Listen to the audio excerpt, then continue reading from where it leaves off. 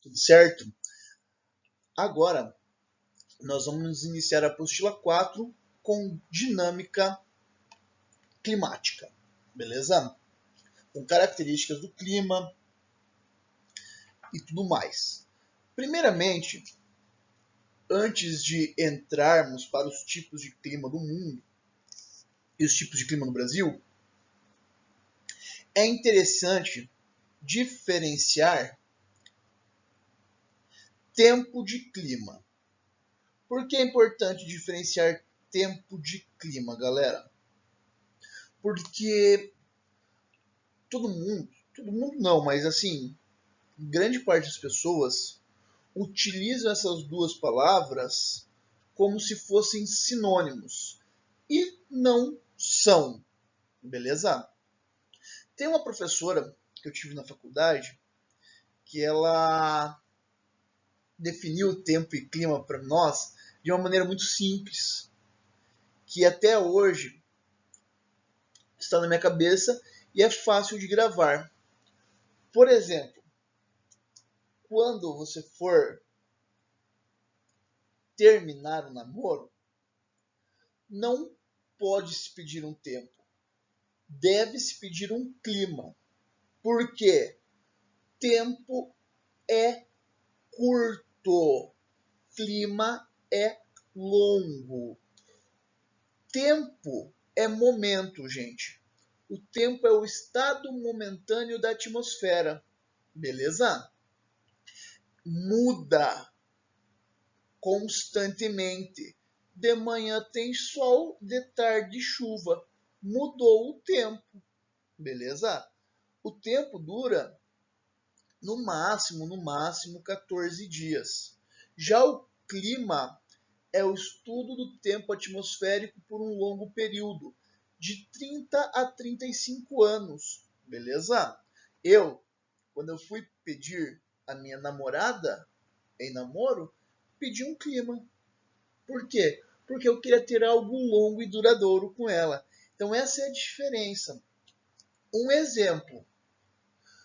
No Paraná, chove muito em julho, beleza? Isso é uma característica do tempo ou do clima? Do clima. Por que do clima? Porque o mês de julho no Paraná é chuvoso, beleza? Então nós acompanhamos por um longo período esta característica, nós estudamos. No Paraná, o clima é subtropical, úmido, beleza? Longo período. Hoje a previsão é de chuva. Esta semana choveu, beleza? Tempo. Tem que ficar bem claro aqui na cabeça de vocês. Tempo e clima não são a mesma coisa. Como nós colocamos aqui, tempo é momento, beleza? Muda constantemente. Clima é um período prolongado, beleza? É longo, é o estudo do tempo atmosférico por um longo período, no mínimo de 30 a 35 anos. Beleza? Então bora lá. Agora vamos falar um pouquinho da atmosfera, beleza? A atmosfera ela é composta por uma mistura de inúmeros gases: hidrogênio, oxigênio, argônio, vapor da água, dióxido de carbono, entre outros, beleza? A espessura da atmosfera como um todo é de aproximadamente 1.000 quilômetros, sendo que ela é dividida em várias camadas: troposfera, estratosfera, mesosfera, termosfera e exosfera. Estas são as camadas da atmosfera. A troposfera, que é a camada na qual nós estamos inseridos, ela, como que eu posso defini-la para ficar mais simples, beleza? É a camada onde ocorrem todos os fenômenos meteorológicos, beleza? Desde chuvas, raios, trovoadas, tudo isso ocorre na troposfera, que é a camada mais próxima da litosfera, vamos falar assim, desse jeito. É a camada chamada de faixa da vida. Ela vai de 0 a 18 quilômetros de altitude, sendo que a temperatura varia até menos 60 nas partes mais altas da troposfera. Concentra a maior quantidade de gases do planeta, beleza? E é aqui que transitam aviões, helicópteros, etc. A segunda camada, ou a estratosfera, ela é também chamada de filtro solar. Por quê? Porque é nela que está a camada de ozônio, que é responsável por filtrar a radiação ultravioleta. E aquele famoso buraco na camada de ozônio, na verdade, é uma rarefação dos gases. E está concentrado na Antártica. Por que na Antártica? Porque foi levado para lá através das correntes de ar. A estratosfera vai de 18 a aproximadamente 50 km de altitude e a temperatura varia de 60 a 80 graus negativos. A terceira camada seria a mesosfera, também conhecida como película protetora. Por quê? Protege a Terra dos meteoros. Eles caem no planeta e ao entrar caem na atmosfera do planeta e entrar em contato com essa camada, o atrito faz com que esses meteoros sejam fatiados, aliados à baixa temperatura. Beleza? A temperatura varia de menos 10 a menos 100 graus e a altitude varia entre 50 a 80 quilômetros. Ok? Já a quarta camada é a termosfera, que vai de 80 a 300 km de altitude aproximadamente, e as temperaturas são quentes, podendo chegar a 1000 graus. Beleza? O ar é extremamente rarefeito e aqui o vento solar é interceptado pelo magnetismo da Terra. E, obviamente, esse vento é direcionado aos polos, fazendo com que ocorram as auroras. Beleza? Também é o local onde fica a ionosfera. E a quinta e última camada, que é a exosfera, seria o lacre espacial, que vai de 300 a aproximadamente 1000 km de altitude, e é uma transição entre a atmosfera e o espaço. Ela vai terminando gradualmente até virar o espaço sideral. Tranquilo? Aqui, alguma dúvida? Então, passamos. Bora lá. Agora, falando novamente de clima, de que é composto o clima? O clima é composto de elementos e fatores climáticos. Os elementos climáticos são os elementos que variam no tempo e no espaço e que se configuram como atributo básico para se definir o clima de uma região: temperatura, umidade, pressão atmosférica. Já os fatores climáticos são as condições locais que interferem nos elementos climáticos e determinam características locais do clima, como latitude, altitude, maritimidade, continentalidade, massas de ar, etc. Nós aqui, nesta aula, vamos focar nos elementos climáticos. E na aula que vem, nós trabalhamos os fatores climáticos. Quais são os 4 elementos do clima? Radiação, temperatura, pressão e umidade. Ok? Primeiramente, o que é a temperatura? A temperatura simplesmente registra o calor da atmosfera em determinado lugar, cuja variação depende da localização. Aqui vai entrar um fator climático. Por exemplo, uma baixa latitude terá temperaturas altas, porque a incidência solar é maior.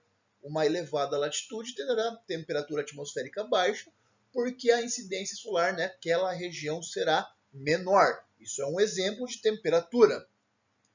Umidade corresponde à quantidade de vapor da água que encontramos na atmosfera, gente.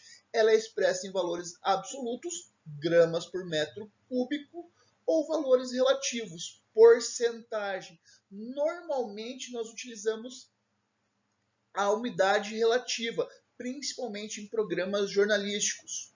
Por exemplo, o ponto de saturação da atmosfera é em 4%, ou seja, a atmosfera consegue reter até 4% de vapor da água. Se a umidade relativa do ar está em 75%, significa que falta 25% de vapor da água para atingir a sua capacidade máxima, que seriam 4%, beleza?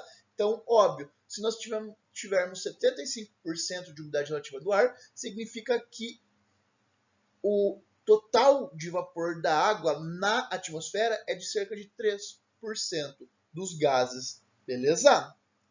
A radiação é o calor recebido pela atmosfera, que também recebe influência dos seres vivos e dos elementos naturais e artificiais que refletem o calor solar. Aqui tem uma questão muito importante, gente. Quando a gente fala de radiação solar, ou melhor dizendo, a maior parte da incidência solar, ela não chega à superfície do planeta. Por que não? Porque ela é absorvida ou refletida pela camada de ozônio. Beleza? E por último, e não menos importante, a pressão atmosférica. O que é a pressão atmosférica? É a força provocada pelo peso do ar na superfície, ou seja, é a força que o ar exerce na superfície da Terra, variando conforme a altitude e a temperatura. Aqui, eu coloquei dois exemplos. Primeiro ponto de saturação da atmosfera, que ele é maior quando tem mais calor e menor quando é mais frio. Isso é um exemplo de por que nós temos aquelas garoas prolongadas no inverno. O ponto de saturação no inverno ele é menor, ou seja, precisa de menos concentração de vapor da água para chover. Porque no verão chove pouco, mas as chuvas que nós temos aqui no território, nossa região, são prolongadas. Porque você tem grande concentração de moléculas de água. Ou seja, quando ocorre a precipitação, chove muito, mesmo que num curto período, devido à alta concentração de água na atmosfera. E aqui a questão da pressão. Em elevadas altitudes, a pressão atmosférica é menor, porque o ar é mais rarefeito. Já em baixas altitudes, a pressão atmosférica é maior, porque há maior quantidade de moléculas de ar. Assim também na temperatura. Em duas regiões com a mesma altitude, onde teremos baixa ou alta pressão? Regiões quentes tendem a ter baixa pressão atmosférica, beleza? Porque as moléculas de ar estão mais espalhadas, mais distantes uma das outras.